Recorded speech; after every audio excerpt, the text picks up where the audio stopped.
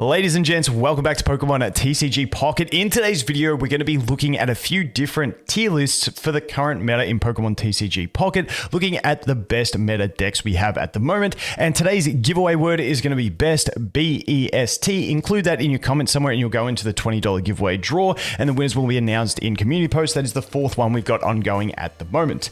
Now, big disclaimer before we get into tier lists, it's all subjective, and as we find new things and new people try new strategies, new things come up in the meta that you didn't see before. So this is ever evolving. We're about a week into this meta and it's already shifted really with some like big names about 4 times, I reckon. And I think it will continue to shift because as a deck becomes the deck that most people play, more people play something to counter it, which pushes it down and then gives another deck a chance to come in and take that spot. And it's kind of like a rotating type thing. And I think the game is pretty balanced in terms of, there are things to counter just about everything. We obviously do have stronger decks, but there's no deck that doesn't have a counter and just has to rely on bricking to lose a game. So I think it's pretty decent like that. Now, the 3 lists we're going to look at, we're mainly going to look at 2. We've got Pokemon Zone's list here, and they also have a section down the bottom of this list when I leave it in the description if you want to go.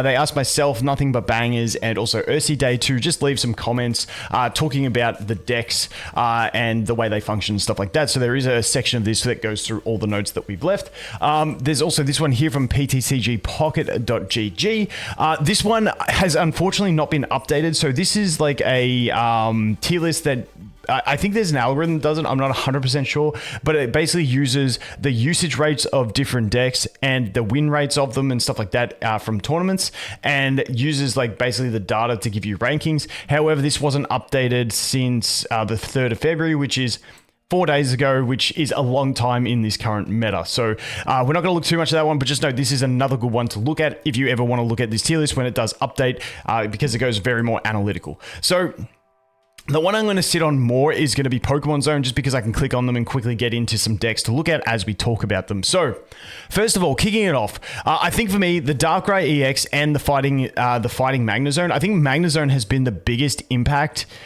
in this meta. I think Darkrai and Magnezone feel like the 2 best cards of the set, the 2 best Pokemon cards, because we're not going to talk about trainers and stuff, because there's a lot of amazing trainers that have done a lot for decks. But yeah, Darkrai and Magnezone both seem like the strongest cards, and if you put them both into one deck, that gives you the Darkrai Magnezone, which just kind of stomps. Now, with these decks, just know these are just like sort of placeholder decks. You can make adjustments to these with the trainer setup and stuff like that, but the core of this one is just running your Magnezone line, your Darkrai. The strength of this is just ridiculous in that you hide behind a Druddigon wall, perfectly safe.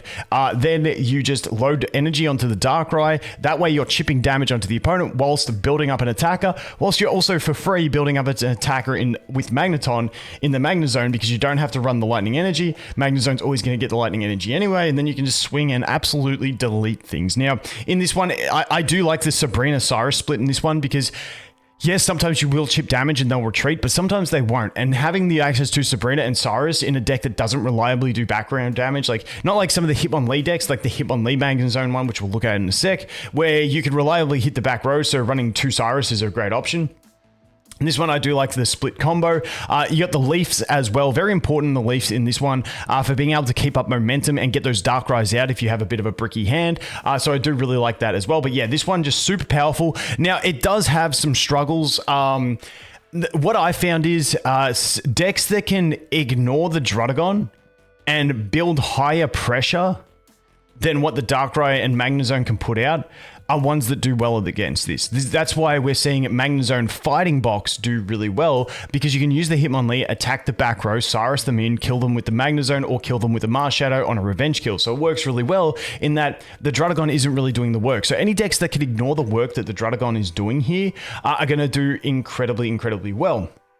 Another one is like, even Charizard has a decent matchup. It's not perfect because Charizard doesn't have a reliable way to grab that Darkrai EX out. So this can often make Charizard even have to kill 2 singles, which can then just lose the game for a Charizard as well. So you kind of go into using Moltres to get a kill sometimes. But in general, this deck is just absolutely amazing. One of the probably the best. I would say this one's better than the fighting one. It's just that the fighting one has a better matchup against this, but this one has an overall better matchup in my opinion. So that is the Darkrai Magnezone. Also getting the top tier in this tier list as well. And for both of these tier lists, they both have the same two decks, the Fighting Magnezone, and then this one says Fighting Toolbox, but what we're really looking at here is the Fighting with the Magnezone here. And this is a look at it. The key parts to this one, I did a whole breakdown video on this one yesterday. It's once again Magneton, free charging up a DPS. You have Hitmonlee who puts pressure on the back row. Then you have the double Cyrus, so to be able to grab those enemies that you've hit with Hitmonlee, then you can kill them with Magnezone or with the Marshadow. That is the basic play. Hitmonlee plus Magnezone equals 140, which is key for things like the what's his face, the Darkrai, which is perfect. Also key for things like the Magnezone on top of that. Then the other thing you have is if you poke a Darkrai twice with Hitmonlee and it then attaches the cape, that still brings it down to 100, which is then in kill range of the Marshadow as well. So honestly, this just works really well on that deck. When we look at it outside of that sort of matchup versus the Darkrai Magnezone, I don't think it's as good as the Darkrai Magnezone because just sometimes it doesn't feel as reliable if you don't get a great hand. Sometimes this one can feel really off. That was just from my testing. So I think in general, the other one is better, but this one has the good matchup of it, and that's why it does get in that top tier with it. Moving on to high tier decks, Gyarados, I've spoken about this in a previous video, but Gyarados, I think Gyarados is going to start changing now that we're starting to see more of the Fighting Magnezone because that Hitmonlee becomes a threat again, and I think we will start seeing the Gyarados players, if they are still playing it, start running the cape. Now, the problem with running the cape is what do you sacrifice from this deck to put the cape in? Because you're either going to give up the Pokeballs, the Leafs, the Misties, or the Research, which are all pretty important cards. So I'm curious to see the way that it does evolve. But because with the meta where it originally went with everyone playing the Darkrai Magnezone, this deck got really great usage. And we originally thought with the set that the cape was going to save Gyarados because it was going to stop Magikarp getting one shot on the bench. But then everyone just stopped playing the Hitmonlees and the Zebstrikers, so it gave Gyarados free reign to just not get cheesy KO'd, and then it started dominating. But once again, now we're seeing the fighting decks come back, which just then has a good counter to the Magikarp. So I'm curious to see where this one evolves. I do think this will adjust and people will start running cape or moving towards different decks. We'll have to wait and see. Next up, Charizard EX. Charizard EX just got a massive buff. That's not the build I like. Okay, I don't think they've updated the build. Yeah, they haven't updated the deck list for Charizard, but essentially Charizard now gets Pokemon Communications, and that is the huge thing for it. Now you can run it with like double Communications, double Leaf, double Research, double Pokeball, and go for like pure consistency in this deck. Otherwise, you do have the other tech option with Charizard, which is the Dawn, which allows you, if you get some heads with Moltres on its first attack, then you can Dawn them up and start swinging with the Moltres. Me personally, I like that more with the Infernape deck because Infernape doesn't require as many energy. With Charizard, I like playing for full efficiency. So I just like having two Communications, two Leafs, and your Researches, your Pokeballs, and just play purely to get that Charizard set up and do what Charizard does, which is absolutely destroy. Now, you can take other cards like Sabrina into it and stuff like that, but the one downfall for Charizard is sometimes having to take 3 KOs is where it really gets bogged down a bit, because the whole premise with Charizard originally was it has the bulk to live just about any attack in the game and has the damage to kill just about anything in the game. So you get it fully loaded up, you put it up there, and then it kills one, put another energy on, kills another, and that's game. But that requires an EX. So if you are having to get something 3 single points and you can't get one cheap one early with Moltres or something, that's when the Charizard does get bogged down a little bit. But in general, a strong deck that just got made better. Now, unfortunately, Mewtwo didn't get the same treatment because Mewtwo was on the fringe of the numbers. Mewtwo was at that 150 HP, 150 damage. Cape makes the damage not enough.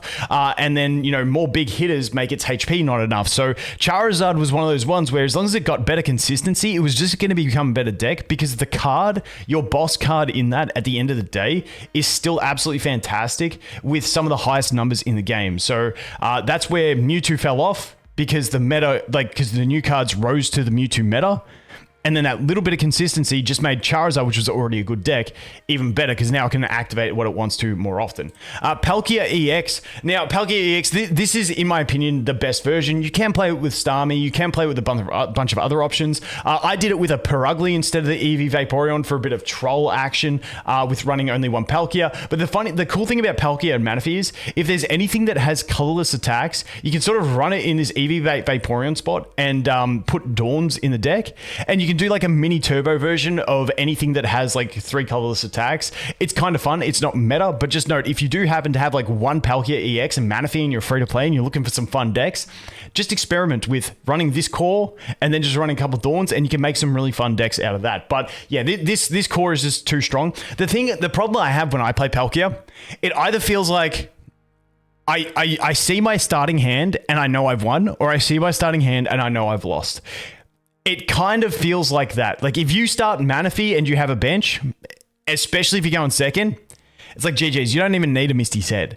But, you know, if you start just Palkia, it's a bit slow. Palkia's going to take too much damage, and he's not going to be able to do his thing, and you're going to kind of get bricked. Now, you do run 2 leaves to get him out, but if you say you start Palkia and then you get Eevee, and you don't happen to see your Manaphy, it once again feels bricky unless you can get the Misty Heads. So I do think this is a really, really strong deck, but I also feel like this is the deck out of the higher tier ones that as I played it, I just felt helpless in more games than with the other decks, whereas the other decks I always felt like I could turn around. However, if I started well with this, I'm just like, you got no chance. Like, it's just GG's. Like, you just see your hand, you're like, what are they going to do here? Like, we're just swinging straight away. So I do really like this deck because it can feel really aggro as well, but I mean, even once, like, but the great thing is, even if you feel like kind of bricked and you have to put Palkia up, like, it does slash for 30, but it's just the problem with the slashing for 30 with Cyrus in the game is that you're going to take damage as well. And then that puts you at threat once you do finally retreat. And that's the awkward thing.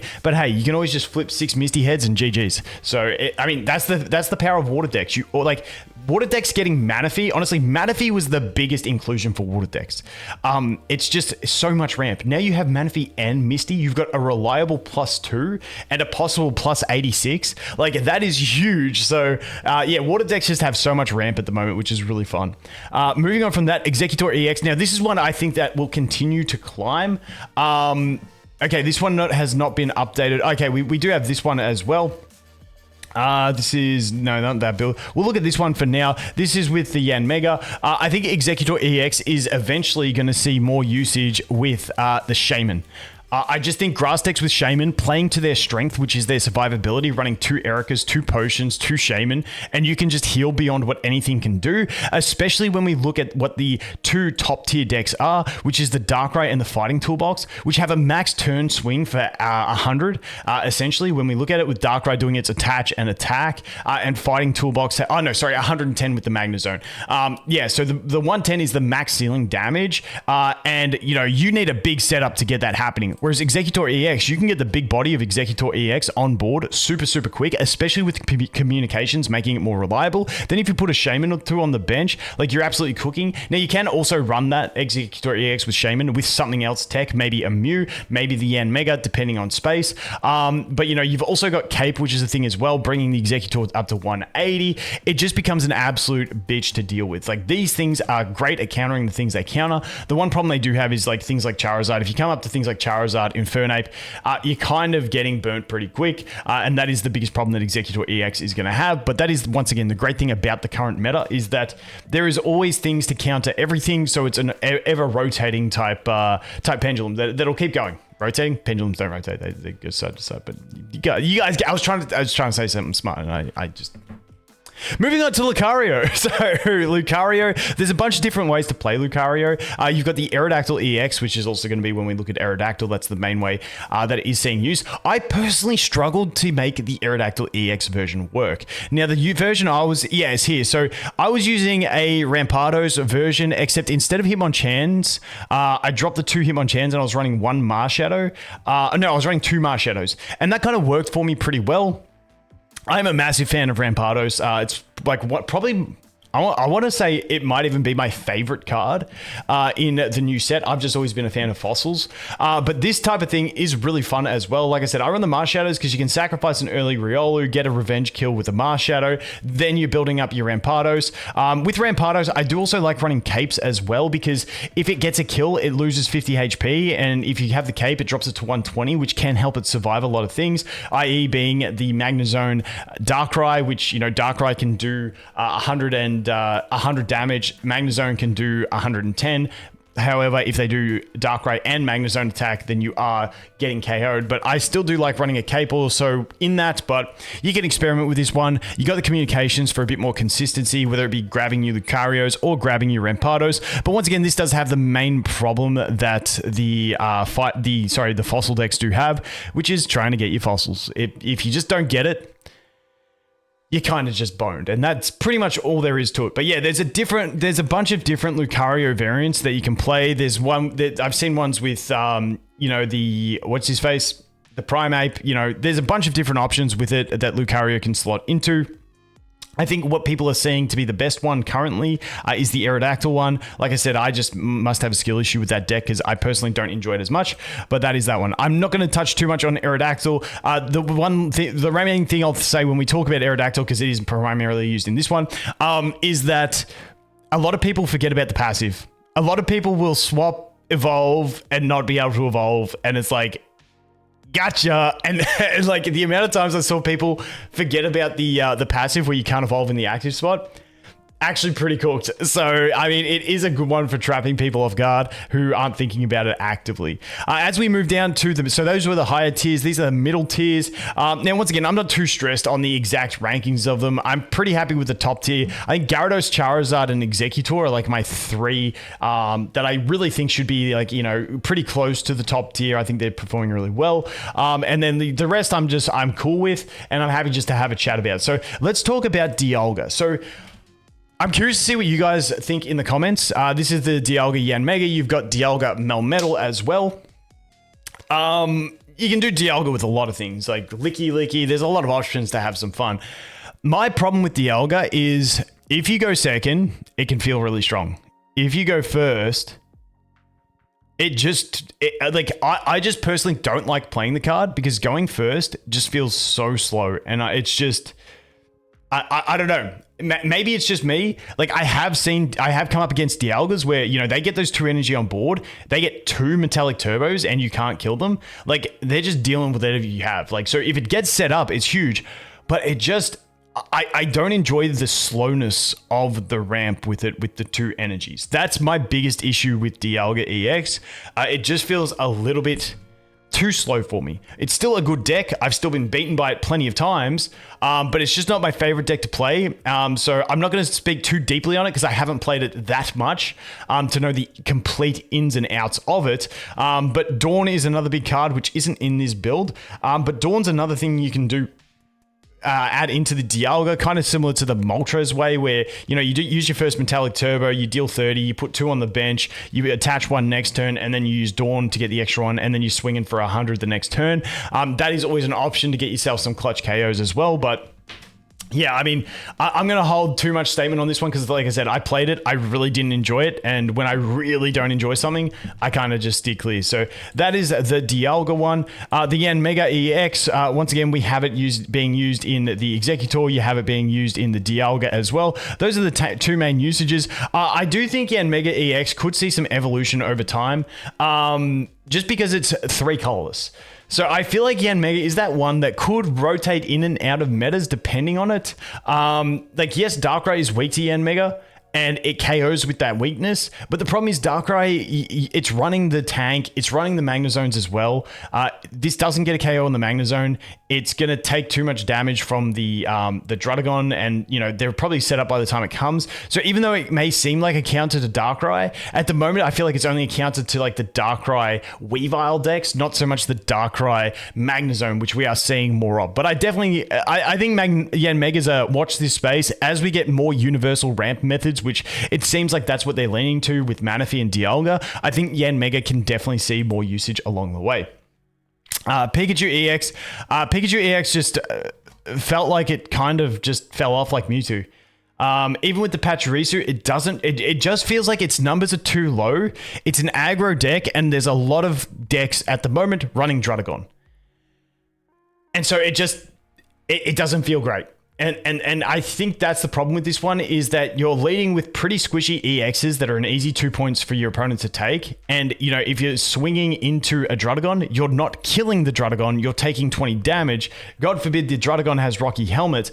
I almost think that Pikachu Pachirisu, instead of the Cyruses, well, in this build anyway, you kind of got to be running Sabrinas, because you don't have a way to punish the back row. So, you know, I don't know what the best build is. I honestly haven't looked too deep into it. It just doesn't feel like it's quite there at the moment. So, honestly, Pikachu could probably drop a little bit from my personal experience. I think the Volkner decks are better than the Pikachu and Pachirisu decks at the moment. I'm not going to talk about Pachirisu because it's pretty much the same as Pikachu EX in the issues that it has. Let's jump into Volkner. Now, Volkner is an absolute beast of a trainer. I think I'm a bit biased towards this one because I just love Luxray and Electivire as Pokemon from a kid.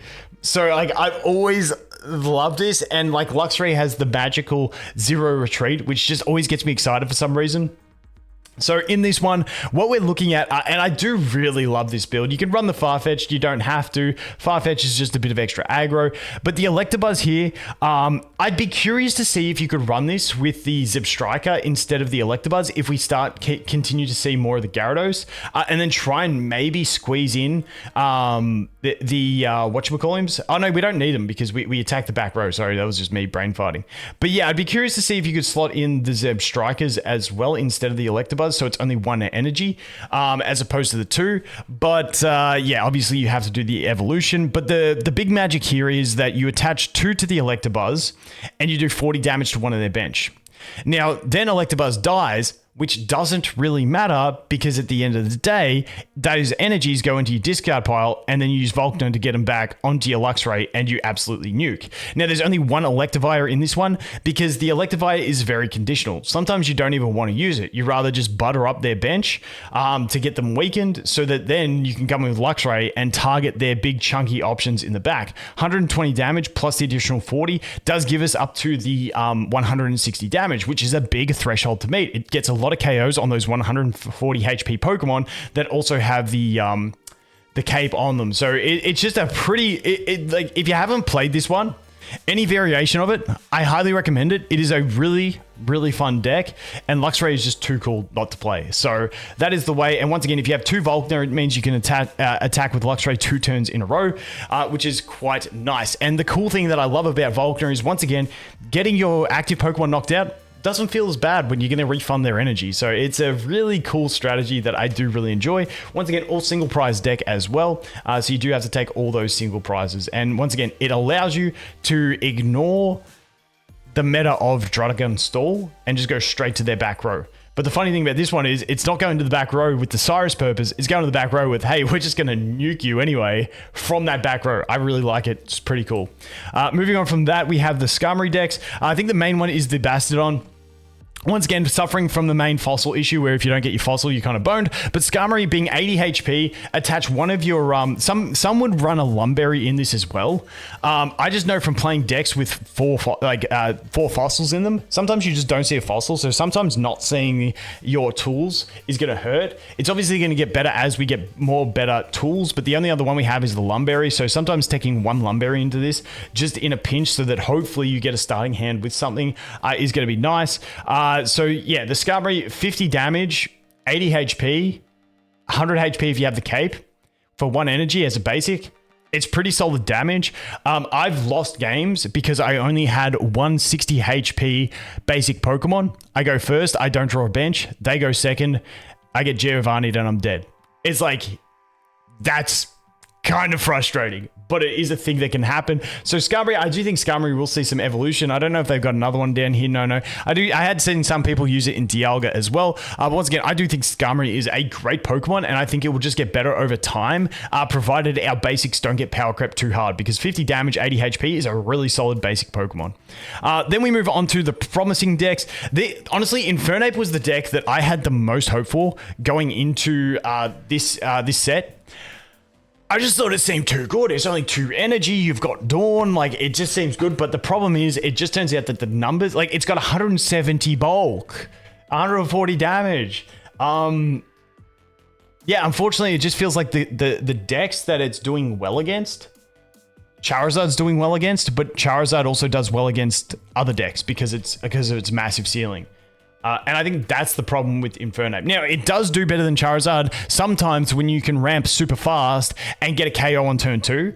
That is the one area where Infernape does excel, but it doesn't always happen. And I think Charizard's just kind of overshadowed it at the moment with the extra consistency of the Pokemon communications into such a bulky, high damage Pokemon. But I still... Infernape, even though it's not performing as well... For me personally, I think it's still one of the funnest cards in the deck. So if you want to play Infernape, go ahead, try my Dodrio build. It's a lot of fun. But Infernape, definitely a fun card. You feel good playing the deck. A lot of people I've spoken to, it's like their favorite deck. Even though it's not meta, it is just a really fun and exciting deck to play if you want a fun deck to go ahead and play. And then the Glade EX. Glade EX is just in an awkward spot. I haven't played it too much because when I did play it, it didn't feel good. The 170 bulk, kind of like the Infernape, feels really good. The 70 plus 20 is the problem. I often wonder if this would be better if it was 3 energy and then the Alakazam effect. But because it's an EX, it would have to have a better effect than the Alakazam. But yeah, like Alakazam is 60 plus 30, so it ramps up quicker with each energy. Whereas this one is the 70 plus 20, so... The other problem that we have is when we look at the meta based on enemies' energy, we still have Charizard, which discards energy. We have Gyarados, he'll discard 1 from himself sometimes he won't. You got Palkia. Palkia is going to discard energy. So those key kill thresholds that it could possibly reach are no longer made because the Pokemon in the meta are sort of discarding the energy. So... it's a little bit awkward in that. So I once again, I don't want to talk too much on Gallade because I haven't played it a ton myself, but that is the Gallade deck. I'm not going to go through every one of these decks as well, but there are a bunch of other options. I've seen Venusaur doing some really good things as well. I think Venusaur in the current state of the meta is going to work pretty well. As I mentioned, Starmie in those Palkia decks is definitely an option as well. Melmetal in your... in your whatchamacallit decks, in your Dialga decks, I think works really well. I think in some situations, Melmetal is even a better build in there. So there's plenty of options in the lower tiers to go ahead and play, and you can definitely get spicy with a bunch of other stuff. But that is a look at it. Like I said, don't stress too much on the tiers themselves. If you want to move something up or down a tier, doesn't really matter. Once again, we do have these other tier lists that we can take a look at, get their thoughts on it. I just like going through all the different decks and having a chat about them because it's just a fun thing to do in this game, which I really enjoy. So that is going to be it. Once again, we do have the giveaway going. Just leave a comment and be subscribed. Include the word BEST, B-E-S-T, in your comment and you'll go into the draw. And as always, guys, thanks for watching. Hope you have an awesome day and I look forward to seeing the next one. Cheers.